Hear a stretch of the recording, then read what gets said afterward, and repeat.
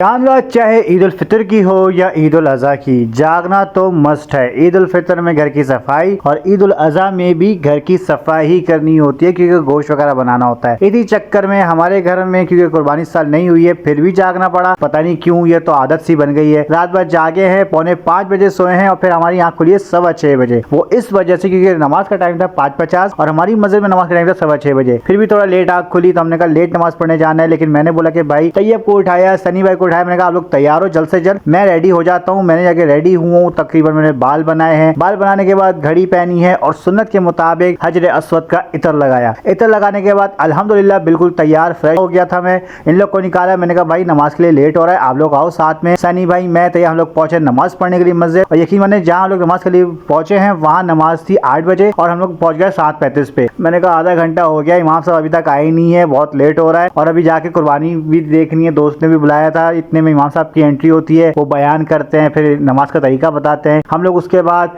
सफ़े बना के नमाज के लिए खड़े होते हैं। ईद की नमाज पढ़ने के बाद, खुतबा सुनने के बाद सबसे ईद की मुबारकबाद देते हैं। मेरे दोस्त जाकिर भाई मुझे वहाँ मिल गए थे, उनसे भी मुलाकात की। उसके बाद जब घर पहुंचे तो ऑलरेडी मेरे दोस्त सुमान का जानवर गिर चुका था, कोई बात नहीं। फिर उसके बाद हमें कब्रिस्तान जाना था तो भाभी ने बोला कब्रिस्तान जाने से पहले थोड़ा सा चाय पापा खाते हुए जाओ ताकि तुम लोग को रास्ते में भूख न लगे। रास्ते में ही ईदगाह ग्राउंड देखते हुए हम लोग, मैं और तैयब पहुंचे सीधा कब्रिस्तान। कब्रिस्तान पहुंचने के बाद अम्मी अब्बू की कब्र पे हमने फातिहा ख्वानी की, उनको सलाम अर्ज किया, उनको ईद की मुबारकबाद दे के वापसी में हम लोग क्योंकि गन्ने का जूस पीने लग गए थे। मामू की तबीयत थोड़ी खराब हो रही थी गर्मी की वजह से। मैंने कहा मामू गन्ने का जूस पीते हैं। उसके बाद दादी के घर पहुंचे। वहाँ दादी के घर पहुंचने के बाद मैं थोड़ी दादी के साथ मस्ती मजाक किया, ईद की मुबारकबाद दे के हम लोग निकले घर के लिए। मामू और तैयब निकल गए थे घर आने के लिए। मैं चला गया था सनी भाई के साथ उनके बॉस के ऑफिस, क्योंकि वहां से कॉल आई थी कि भाई आगे गोश्त ले जाना, क्योंकि मैं डिलीवर करने नहीं आऊंगा। तो सनी भाई के साथ हम लोग पहुंचे उनके बॉस के घर, वहां से गोश्त रिसीव किया। गोश्त रिसीव करने के बाद हम लोग घर के लिए निकले तो रास्ते में एक अदद अमानत थी जो उनके बॉस ने कहा था कि भाई ये भी डिलीवर करते हुए चले जाना। तो हमने उनको गोश्त डिलीवर किया। डिलीवर करने के बाद घर पहुंचे हैं। घर पहुंचने के बाद मैंने देखा कि भाई हमारे इलाके का बछड़ा आया था बराबर में घर में, वो गिर रहा था। मैंने कहा चलो शुक्र कम से कम एक जानवर तो देख सकेंगे इस बकरीद हम लोग। मैंने कहा चलो आहिस्ता आहिस्ता व्लॉग बनाते, क्योंकि जो कसाई आए थे वो आए थे नवाब शाह से, वो कमेले के कसाई थे प्रोफेशनल। मैंने कहा इनकी वीडियो बना के तो आपको दिखानी और साथ साथ इनको थोड़ा इंट्रो भी लेंगे कि कब से काम कर रहे हैं, कौन है, कहाँ से, हो सकता है शायद आपको देख के कुछ इंटरेस्ट आए।